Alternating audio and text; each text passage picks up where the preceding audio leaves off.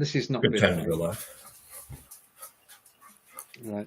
Okay. So we should be live somewhere now. Yeah, I think it is. Hello, Marco. Hello, Stephen. Hello, Harper. How are you? Hello.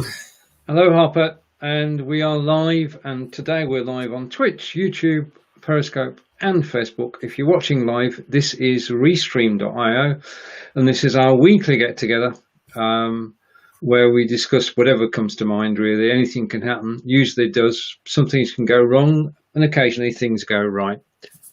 So, Marco, you're just telling us about your what you've not been doing whilst you've been on a break.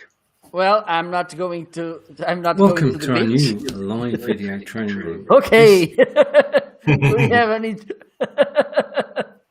intruder. That wasn't supposed Stephen's to play. twin. Sorry, carry on, Marco. This video has its own will. Free will.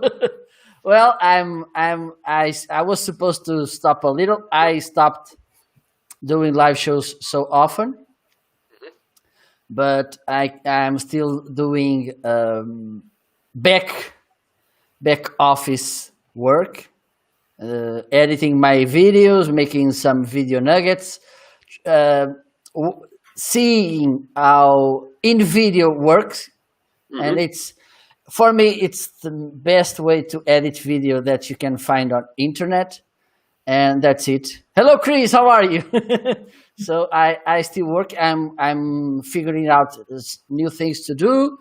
And I'm working. I think next week I will have a new computer to do my things, and a new huge machine, faster. So let's see how it works, because I'm needing a new computer to skyrocket my things. It seems to be a thing. David Burrows is up in Canada, is getting a new computer as well. Yeah. Well, good. I say hello to Chris. Good afternoon, Chris. Nice to see you. Hi, Chris. We're on Restream today. This is our weekly outing to find out what's going on Restream. And this is the point of the broadcast where I ask our expert Restreamer, Marco, what's happened this week on Restream? Yeah, no, it's all right. Well, there's this new thing about where you can see the quality of your internet. There's a small graphic. Yeah, I got it. Above my camera preview, which says to me that now I have a 610. So, and it was I made around 10 some minutes ago. Let's see. Let's see if things. Well, yeah, Harper's at 10 out of 10, and Yeah. I don't have a score because Well, you well, should I don't have a you score. should try harder, Stephen. Stephen is off the charts. That's why. Thank you. And I say hello to Roland. And Hello, nice to see you Roland. again, Roland. Yeah, so we've got the signal strength, or the quality of the signal, and yeah, you're back up to 10 out of 10, Marco. So it's a tie, both 10 out of 10, and I don't actually have one.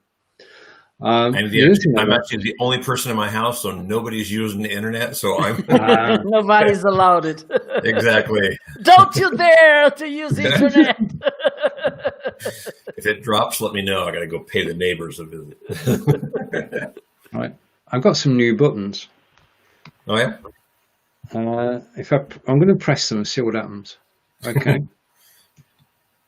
So that puts me full screen. I feel so small.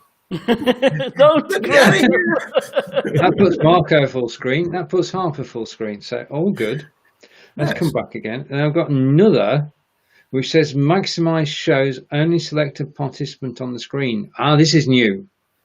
So up until now, when I've gone large and the two of you have gone small, you've stayed on screen. Now, you forget that you're actually on screen, or at least I do, when somebody else is main screen. So now I've got a button there and magic. Oh Now my God. That's what I thought was happening. What should happen what you should have is the ability to actually just go solo on the screen, and then because we can do that for Marco, and we can do that for Harper as well. Okay, so we can switch. That's another. We've got a new button, and we obviously are going to experiment with it. Can you share screen? You made me curious. Yeah, exactly. Right. Okay, I'm going to click that one again, and we're back. And if I click, now I've got to get back from here to there. This is interesting. How do I click it again? That's better, right? We get working it out. If you click it That's once, what I was thinking. Is if you click it to get there, maybe you click it to get out of there. So. Yep, that worked. Do you have a button you can click on your side, or No, not really. right? Just, the power is mine. Okay, Yeah. over to Roland, who's saying, I "Poor just Stephen." can edit my name. That's all. Right. And Chris says, "See answers of a stream bot in the chat." Yes, we have. We're broadcasting live on Twitch, YouTube, Periscope, and Facebook, and all the comments get combined in the studio. I can see them all, and because of the way this works, you'll be seeing them too. So there are comments like that are actually coming from Twitch. In fact, that's from Twitch as well. Yeah. Okay. So that's it. That's the changes, and we've got to the bottom of it. We know how they work now. If you could, everybody who's watching, if you could give us a mark out of 10 for the quality of the stream, that would be most helpful. Let me see. Let me see. Let me see. No, you've already given it 10 out of 10, so you can't score again. And question from Roland: does it stop raining in devices? No, it's been raining since early this morning. So there we are. And Chris is saying a 10, so we'll take that, won't we? Did you choose the 1080p, Stephen? Yep. Definition. You guys both look really clear to me, so I mean, you look good. So. Yeah, I just have this shiny beard, which is fun. It's making your background lighter on the back. I got told the other day that because we're in 1080p now, I must remember to shave. Yeah, you've got to take it into account. I think I will start putting some makeup. Right. Don't go that far. Don't. And Periscope signal is not quite as good as the YouTube signal, which is where Chris is. So that's fair enough. And so we have viewers 10 out of 10 on YouTube, 9 out of 10 on Periscope, and 10 out of 10 on Facebook. Yeah, good. It seems like the Eurovision Song Contest. And now from YouTube, votations, please. No Eurovision. They had to do replays this year of Eurovision. Yeah. It's not quite the same. Because have you ever seen Eurovision, Harper? What's that? Have you seen Eurovision on television in the States? Have I seen what? Euro. Well, yeah, Eurovision. One word. No. Right. Okay. Well, we're going to try and. I don't watch TV, so. All right. Okay. You should, Harper. Come on. I haven't heard of it though, so You're healthy. Americans like to share everything on Facebook, so but I haven't heard anybody talk about it. So no. Okay. It's a European institution. Okay. It's been going for as long as I can remember, which is a long time. And every year there's a song contest, and every country in Europe can join in. But also we allow Israel and Australia to join in too, because they're in Europe somehow or other. Yes. And it's a song contest, and 26 singers from all the different countries sing on the night, and they sing for about 2 minutes. So it's a long show, but the most important part of Eurovision is the voting. Absolutely. Because the songs are playing in the background, and then it gets to the voting, and every country's got a vote. Now, if you reckon that every country has a host, and the host wants to be known for being on Eurovision, they've got an opening speech, they crack a joke, and then they give the scores. Yeah, and that happens 26 times. But it's the most fascinating part of the show. And, Absolutely. You know, They need Simon Cowell. Denmark, 1 point. It's like this. It's like this. Sweden, 2 points. La Suède, 2 points. Oui, c'est ça, c'est ça.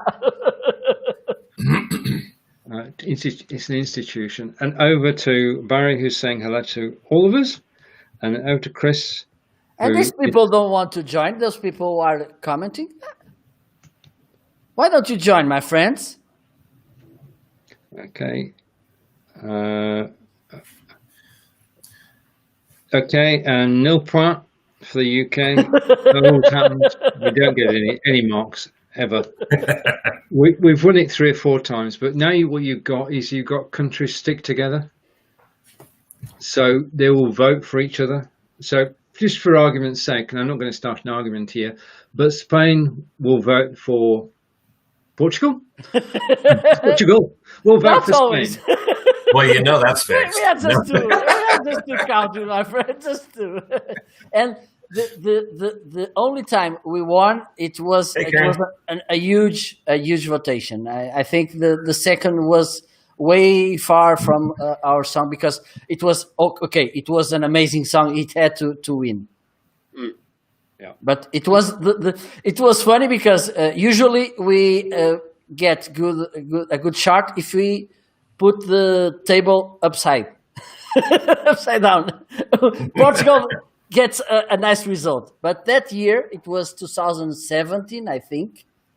We won, and it was more than deserved, because it was an amazing song. It reminds that kind of songs of the 50s, that Nat King Cole style, with a nice music and a nice voice. It was, and a very simple song, and just the boy singing, no fireworks and crazy outfit. It has, that song had to win. In the 70s, there was a group that won, and they won big with a track called Waterloo,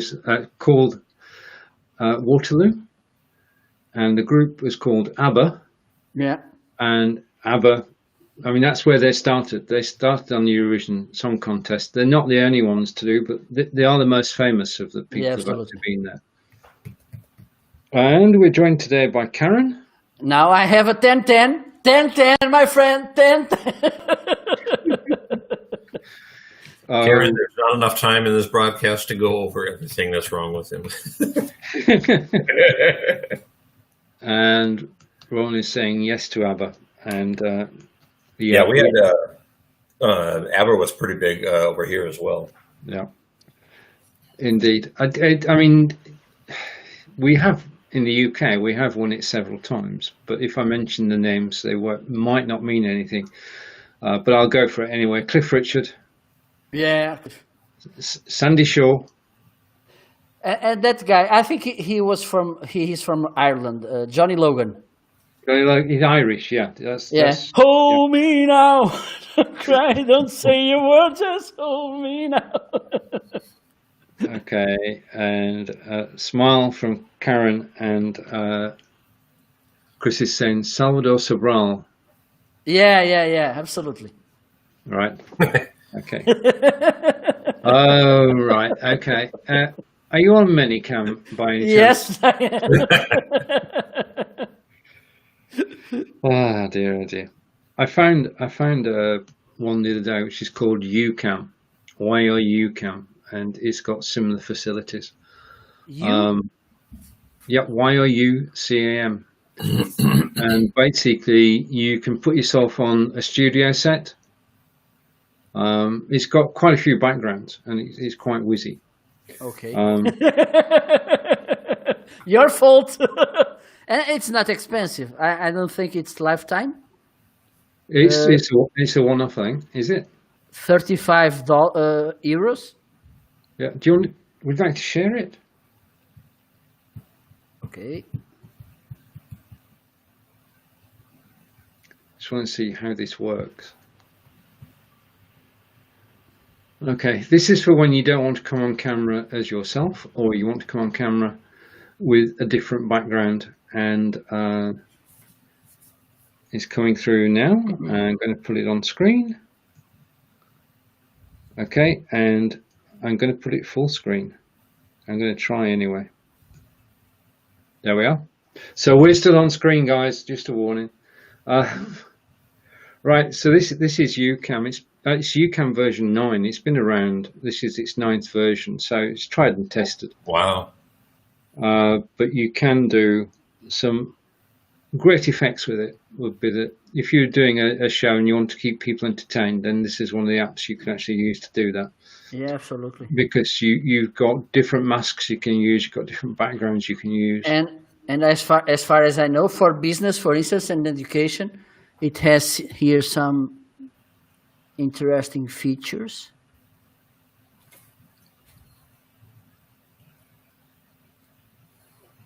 Yeah, I think I will take a try. You're tempted. Marco's going to be playing with us all day long. Yeah.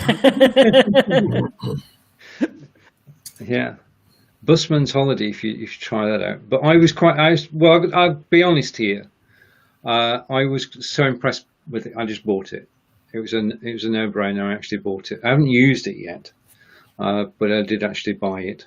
And one which is, but this one is completely crazy. Let me see if I find it. Okay.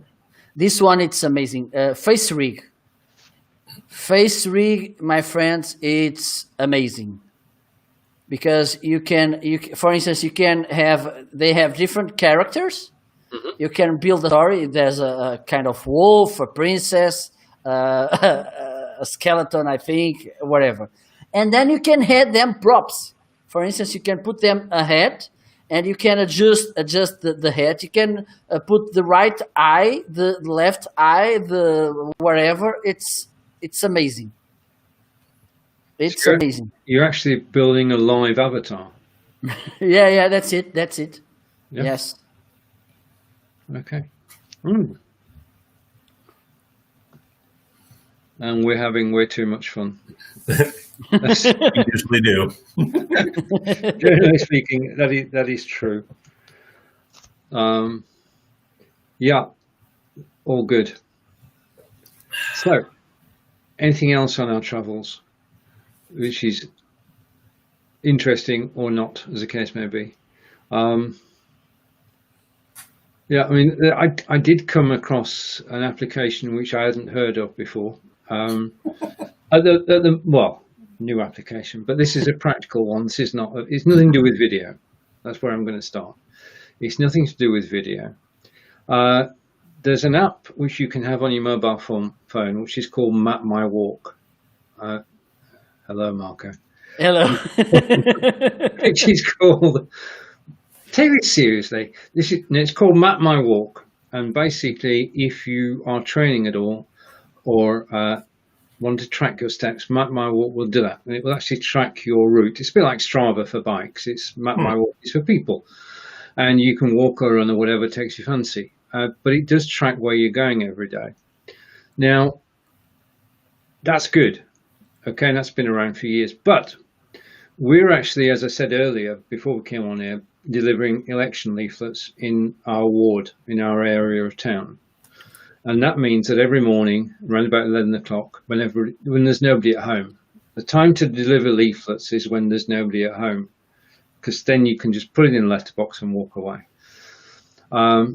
So we've done walks every morning, but you want to know how to put all the walks together on one map.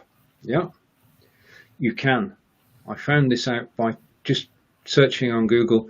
There is a Google product called My Maps, and it allows you to bring all your walks together. Now, a picture's worth 1,000 words, so just bear with me a moment, because we do investigate different things here. This is nothing to do with live video for a change. And I'm going over to My Maps. and I'm going to open the map. Okay, this goes well, everything will be good. So I'm going to open two tabs. Right, so it's just taking a little bit of setting up, but it will be worth it, I promise. I promise. If I go to yesterday. Love is such an easy game to play. Well, I didn't plan this, so there you have it. I'm just waiting for it to come. Right, okay. So I'm going to screen share now, and I can press that, and I don't want to. Right, I'm going to press screen share. I'm going to share the correct tab, and I'm going to go here first.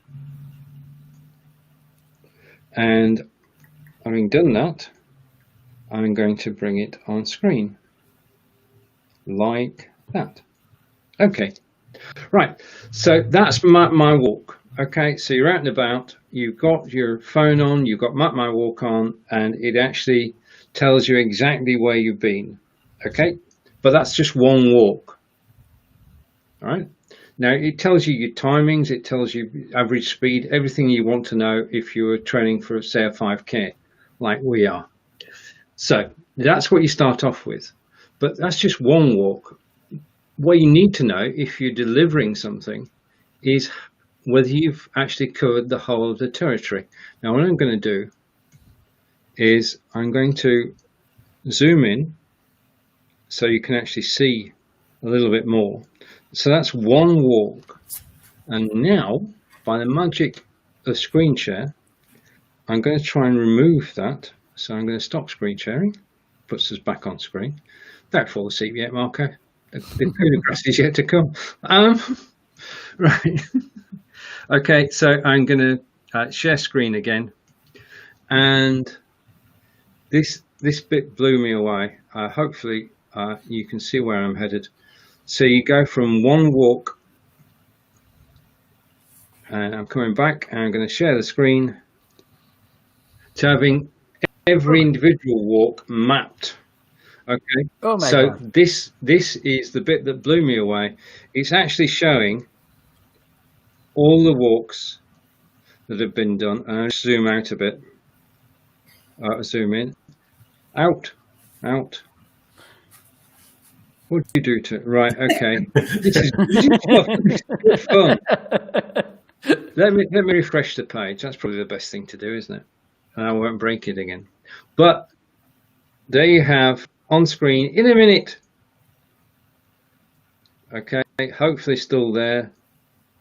And in a second, when it's done some thinking, don't you look when a demo goes well? I've probably broken it now. All right, Okay. You were just so zoomed in. I want to zoom in. That's it. Persistence pays. Okay, so there you have it. You've actually got 7. You can tell where we live, can't you? With all the green and red things. That's where we start off from, and then we go down the road. And you've got to get. That's the area we've covered so far, which is delivering around about 1,200 leaflets. Wow. But it does mean that Angelica can actually keep track of where we've got to go yet. So we have to go, and we've got to do all that stretch this side of the canal. Yeah, so that's it. That's my app of the day, and it's free, and it comes from I already got it. Google. My Maps. Okay. Brilliant. There you are.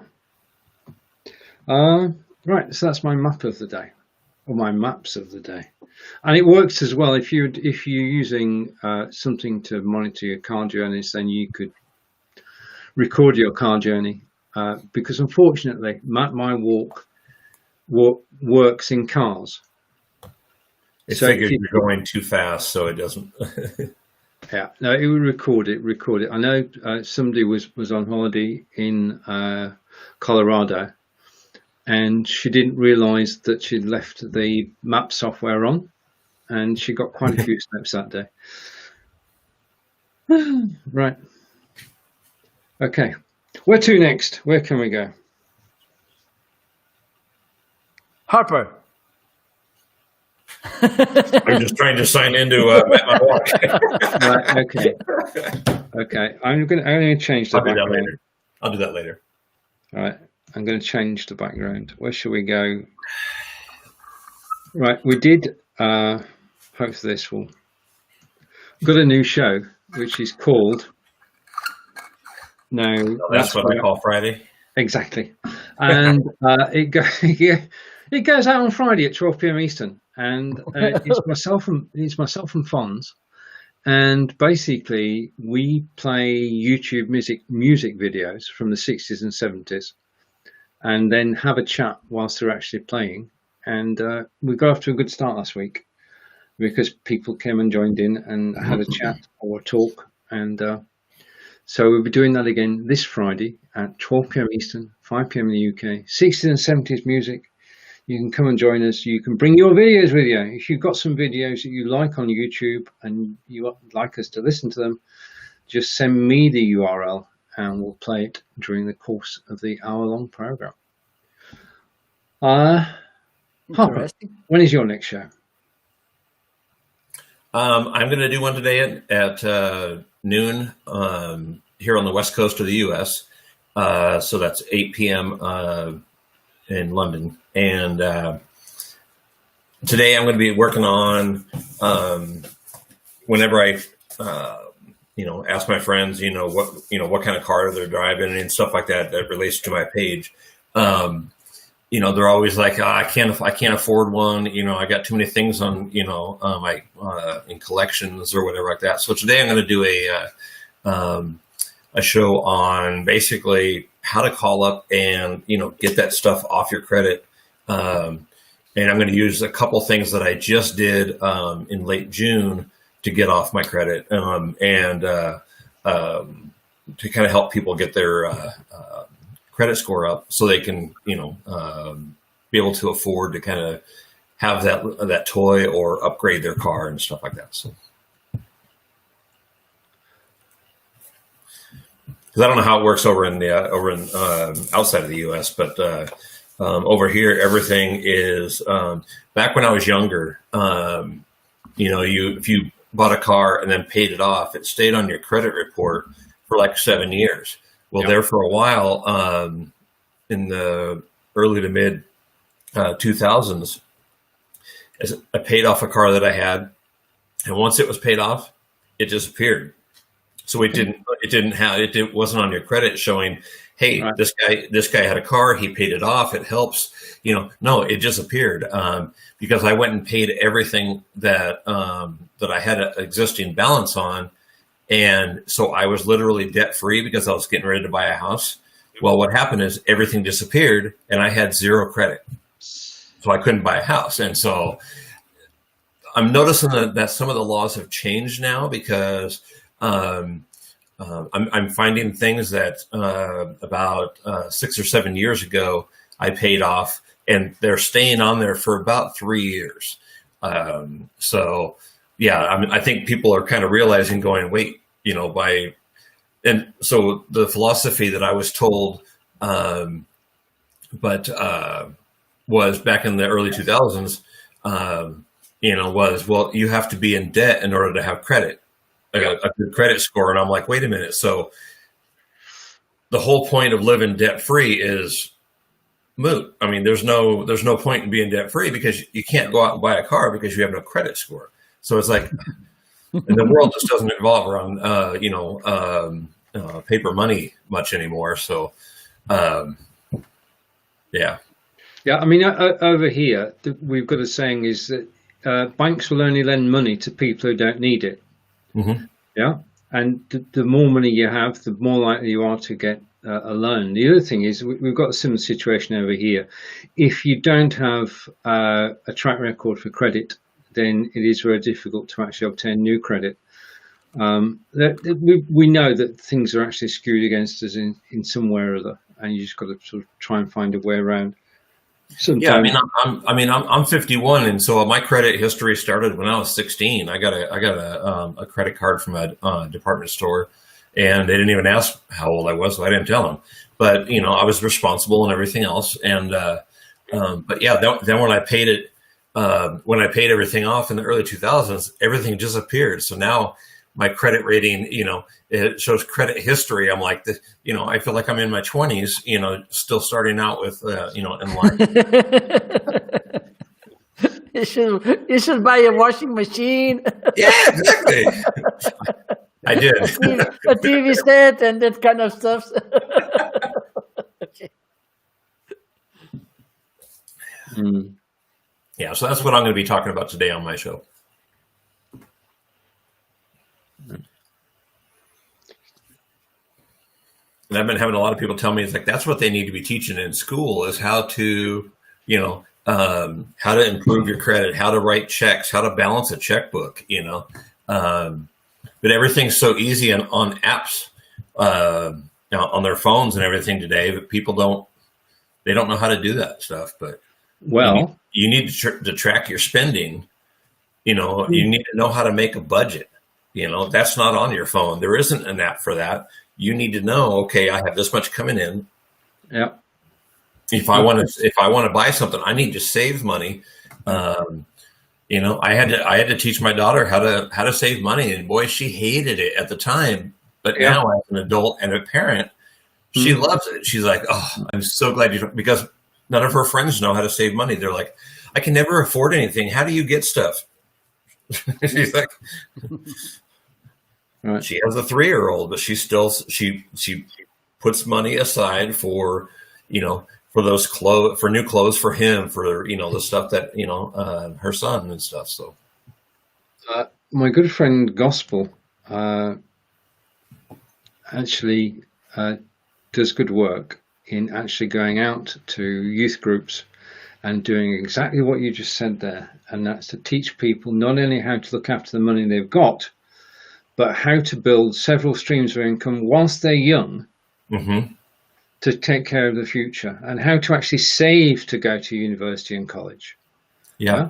So Gospel does that. She's a real person, and she does help a lot of people. Okay. Is she in your other networking video? I interviewed Gospel a couple of weeks ago. Gospel and I have known each other probably around about 4 or 5 years now. Okay. Yeah, and she has.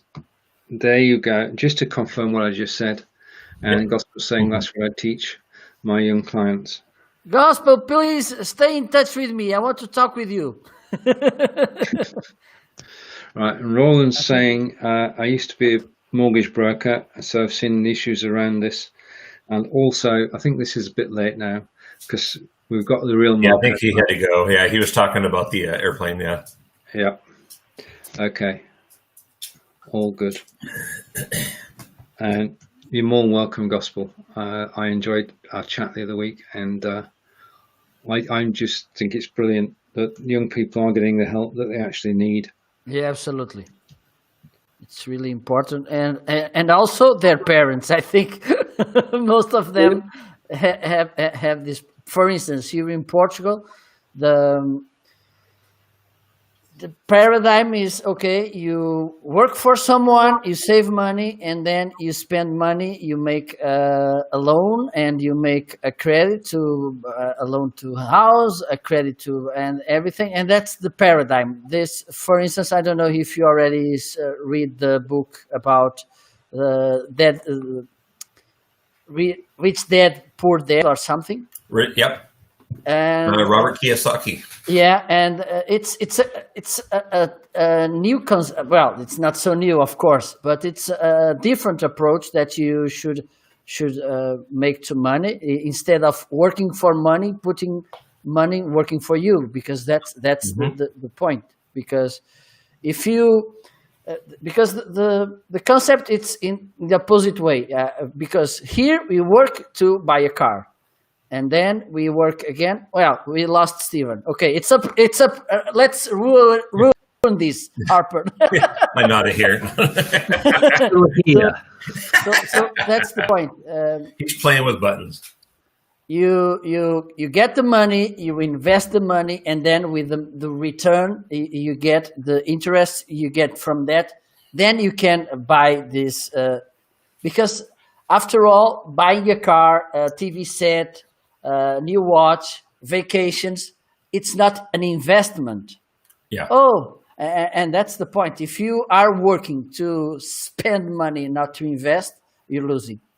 Yeah, that's one of the things that I wish that somebody would have told me when I first went in the Marines was, put some money aside. I mean, what I would have done is I would have figured out where in the country I wanted to live when I retired, buy a piece of land, and then get that paid off, and then about halfway through my career, pay to get a house built, and then pay that off through the second half of my career. And then when I retired, I'd have a lot of land, a nice house, and all I'm paying on is the property taxes because everything's paid off. And nobody really teaches you about retirement. I mean, I've got so many of my friends right now that are in their low to mid 60s in years, and they're still out there trying to, they lost this job because this business shut down, or they lost it. I have one friend who lost his retirement, so now he has to work each month to and he's got to make a lot of money in order to pay for things that he has in life. And I mean, I can't even imagine that. I mean, yeah. And yeah, Roland's right. An investment is something that can grow. I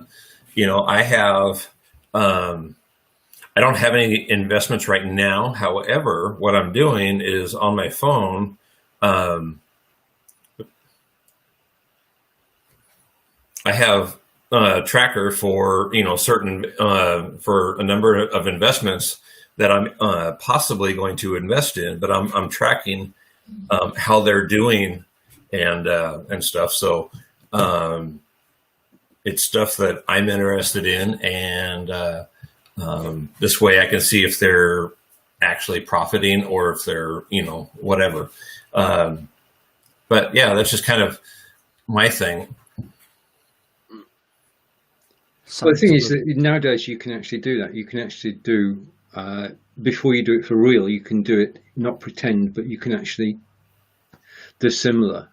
Yeah. And work out a strategy before you actually go ahead. Another comment's coming in, and mine too, Gospel, mine too. Yeah, absolutely. Painful to watch retired people living below the poverty line. Breaks my heart. And Gospel, where I live in the U.S., there's a lot of older retired people come down here in the summertime to avoid all the snow from up north, and you see it a lot, down here, just because of the I'm extremely young for the community that I live in. It's mostly retired people, but it's almost all empty during the summertime. So, yes, indeed. Advice from Roland: buy low. Always buy low, sell high. Find somebody who's having a bad time, and then when you think it's hit bottom, buy some, and then when they get back up on their feet, you're in. Yep. Yeah. I mean, it's a company today became worth $2 billion. Is that right? What's I think so. Yeah. Yes. If you'd bought Apple shares back in the 80s, then. Oh yeah. Well set by now. And the thing is, I remember. Yeah. I actually remember the day that Starbucks went public, and me and some friends were sitting around at work. We're eating lunch. We're watching the local news up in Seattle, and we're like, and I'm thinking, what's a Starbucks? Because I'm thinking, Battlestar Galactica. One of the guys' names was Starbuck, and we're like, well, they got a bunch of him or something. And we're watching this, and it started like 15 cents a share, or went up to $1, and then it hit $10. And we're like, and every day we're watching this, and we're like, I think it got up to $100 a share, and then somebody in the group realized, going, why didn't we buy $10 worth of shares, back when it was early? And then Yeah, now you look at it and you're like, oh my goodness. But true. And didn't even know what a Starbucks was back then. No. Gospel, I am in southern Arizona. Okay. I mean, the thing is that the companies that start up today just need an idea, don't they? Mm-hmm. They don't need any assets. I mean, if you take Airbnb, yep. If you take, well, there's so many companies where, like Uber, yeah, they're basically software houses who found a niche, yeah, and gone for it. And who'd have predicted now that Uber would be global or Airbnb would be global? And hindsight is a wonderful thing. I just wanted to get that on screen. It is. We've all got 2020 hindsight, looking back and saying, what if? I know my what if moment. It's a true story. This is back in when people were buying their first internet servers. So the internet, all right, right. Basically, it was all bulletin boards. There were no web pages at all. It was all bulletin boards, and the bulletin boards like CompuServe should ring a bell somewhere. CompuServe and Kix and sites like that. And in the UK, they got together on Kix and they said, right, we're going to buy a server so that we can provide you with internet. And we'll charge people $10 a month, and they will pay to actually access internet through our server. And they were asking for $100 investment to get this going. And I wavered. I thought, no, it's not. It never will. It won't. I'm not going to invest $100 in fresh air. So anyway, that company became Demon Internet and was sold for $350 million. If I'd invested that 100 right at the beginning, that's my story. It's a true story. Demon Internet was bought by one of the Scottish power companies for $350 million, and everybody who was at the start became a multi-millionaire. I'm happy. You could be rich, Stephen. Come on, you could be rich, my friend. No, we talk about the days when the internet was cowboys and Indians. Those were the days, because there was no web pages. Tim Berners-Lee hadn't come up with the HTTP, and it was all bulletin boards, and it was all modems. If you remember modems, I mean, our modem, suddenly we got rid of the 2400 modem and went to the 9600, and we thought that was the bee's knees. That's the best thing ever. Then you got the 14.4 and you're like, oh, it's so fast. True. Right now you'd have a problem dialing up. Oh my God. That sound when it was connecting. Ding, ding, ding, ding. Oh yeah, I had that as a ringtone on my phone. And somebody would call me when I was in a store, and you just hear people start laughing. I wouldn't answer it. I would just walk around and let it go. It's in my pocket. Oh. I came across this strange thing the other day. Strange to me. Whenever I'm messaging, I always use Facebook Messenger. Okay, if I want to talk to somebody and they're on Facebook, then Facebook Messenger is my place to go to. And I started talking to somebody on Messenger, and they said, "Please, can we take this to email?" And I thought, why?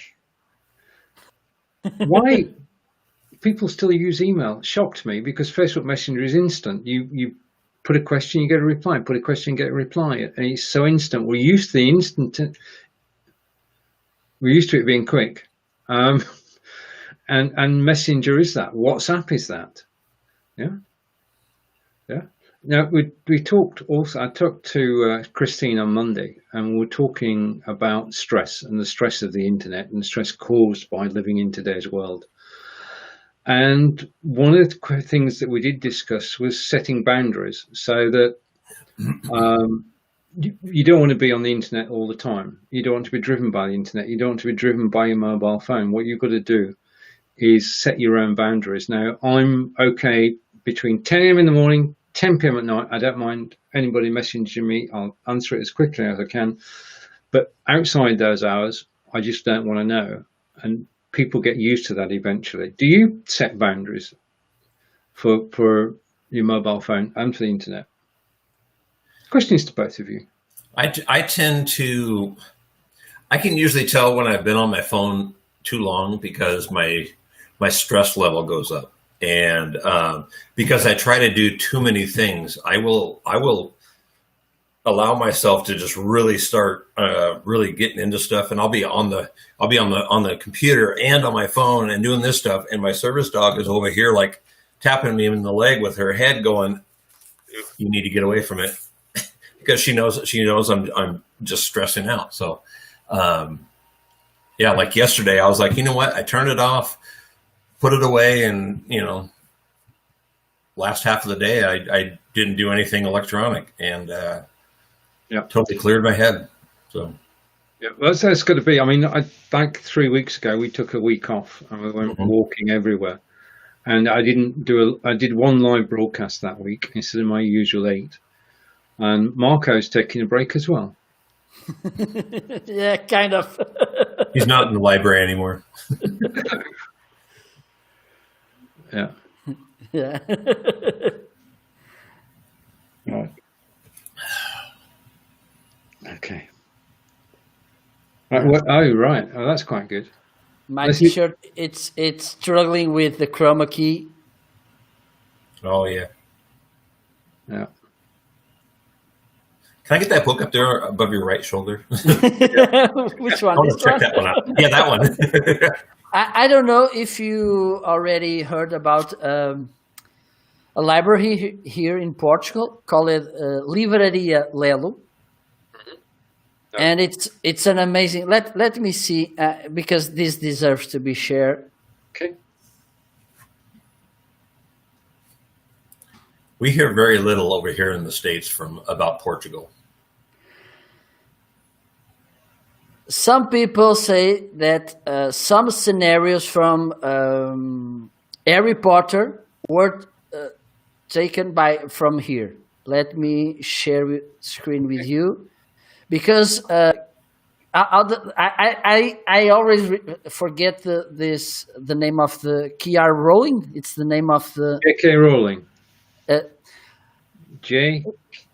Rowling. Yeah, it seems that when she started writing Harry Potter, it was in Oporto because she was. So this is some pictures from Livraria Lelo. Okay, as you see. Oh, wow. Very minimalistic. And so in that picture in the upper right, obviously the red are the stairs, but then you can see the bottom part of the stairs going up. That is really cool. Yeah. As you may see, usually the tour there was free. But now I think you have to pay some kind of ticket. For instance, I think it's about €5. If I'm not sure. I think if you buy some book, this fee will be discounted. Okay.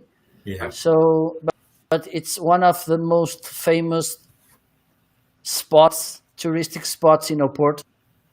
I don't know why, to be honest. I don't know why. Beautiful architecture, though. Yeah, absolutely. It's incredible. Okay, would you rather read an actual physical book or a Kindle? Well, nice question. Physical book.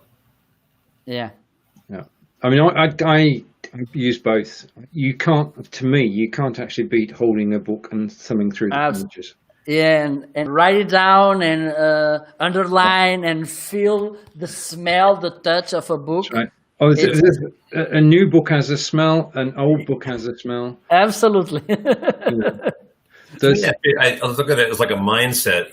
When you open that book, it's like you can allow your creativity, your mind to kind of it forces you to kind of picture. Where if you're just on the phone, it's just kind of useless. Your eyes are looking over things, but so I think ebooks. Finish, Harper. Sorry. Oh no, go ahead. I didn't want to interrupt. Because the good thing about ebook is convenience. For instance, you go on a train, travel, or bus, or you go on holidays, and you want something to read. You just pick the tablet, the iPad, or whatever, and you can have lots of books. But we don't. I talk by myself. I don't read that much on vacations. Yeah, I don't read that much either. Like I've hinted before, I've got brain problems.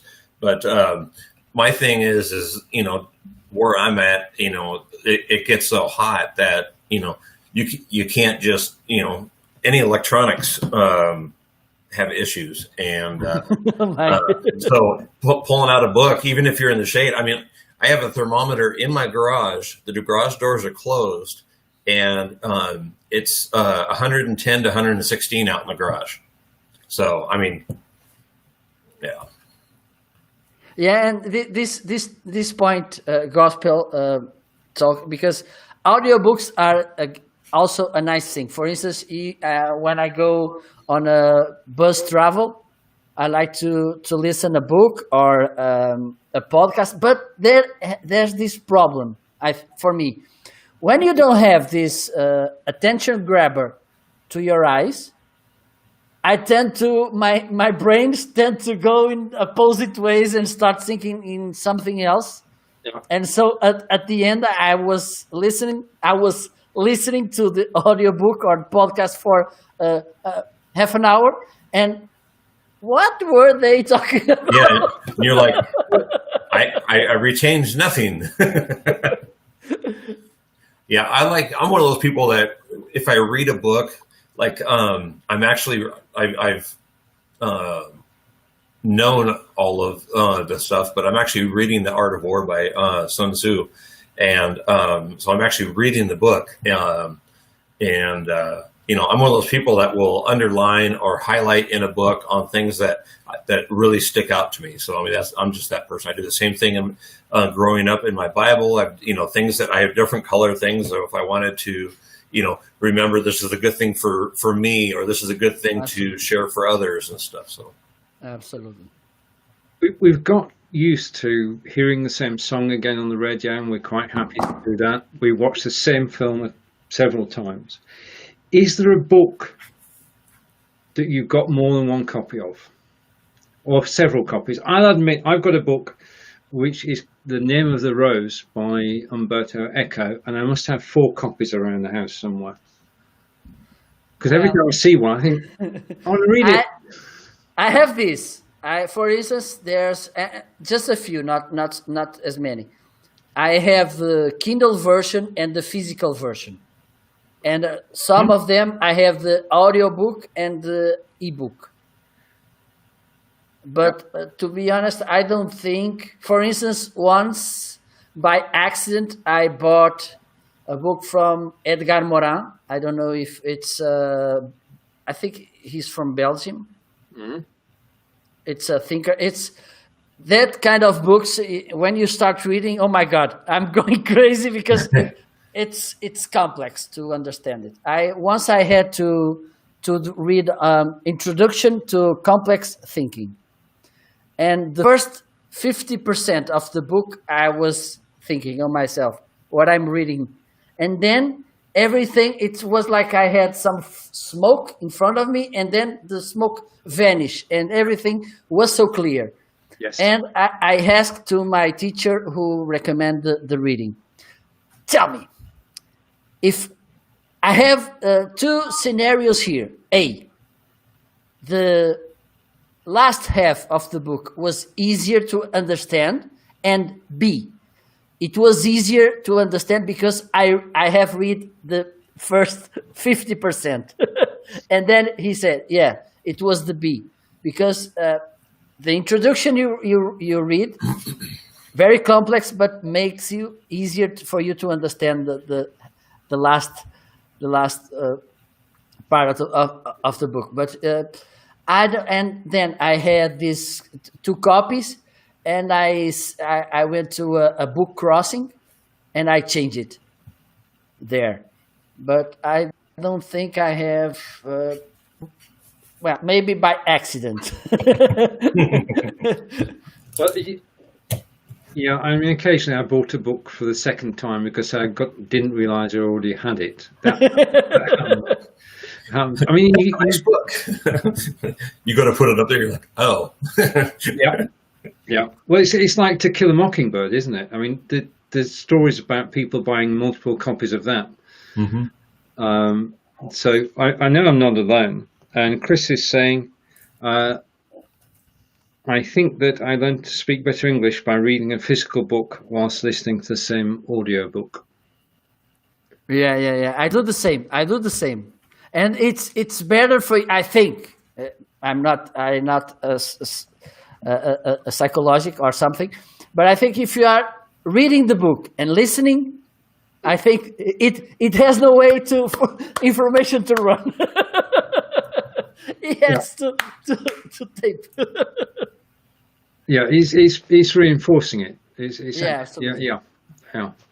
And of course, the other thing is if you're reading a book in a foreign language, then you get the pronunciation as well, and that's key. It's the way you say it as much as the word itself. Yeah. So. And we have this problem here in Portugal, which is some titles are not translated to our Portuguese because due to economic things, we are just 10 millions. And none of them, not all of them are reading.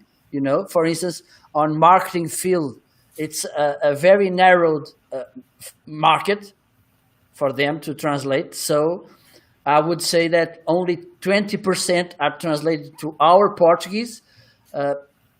Maybe 50% are translated to Portuguese from Brazil. But nice titles remain just in English. And there's another problem, which is economic problem also. If you go to Amazon or the Book Depository, I don't know if you know this, which has amazing deals, and you don't pay shipment. It doesn't matter if you ask 1 book or 10 books. If it costs $5 or $500, you don't pay any shipment. Okay? Wow. Yeah. The Book Depository, they have really nice deals. And that's one point. If you want a Portuguese version of a book, you get this limitation because you have to buy it here in Portugal. Mm-hmm. You don't have the same competition, so they can put the prices. They can level up the prices. Right. If you can go to a broader audience, broader competition, you can have nice deals, and that's one point why. And again, it's good to learn. Some people say, "Oh my God, I don't buy books because they are in English. I don't understand." And I say, no, that's one of the reasons I like to buy them in English. It's because I'm learning 2 things at the same time.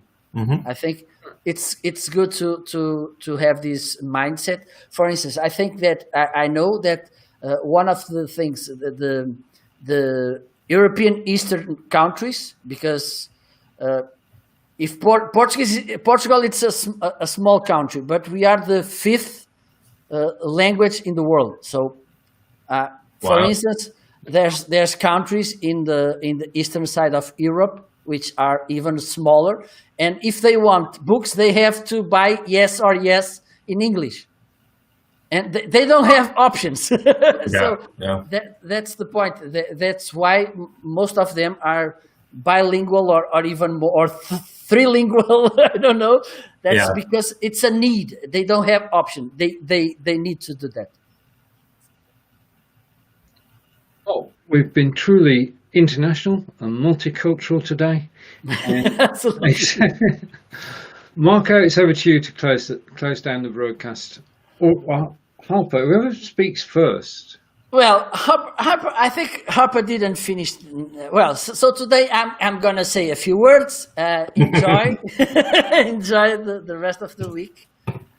Next week it's at my place. It is, yeah. 5 p.m. Portugal and Britain. I don't know which time zone because I I can manage that. 12 p.m. Eastern, 9 a.m. Pacific. Okay. This time next week. Yeah. And keep in touch. Gospel, I've already sent you a friend request. I truly want to talk with you about some ideas I have here. And see you next week. Bye-bye. Bye.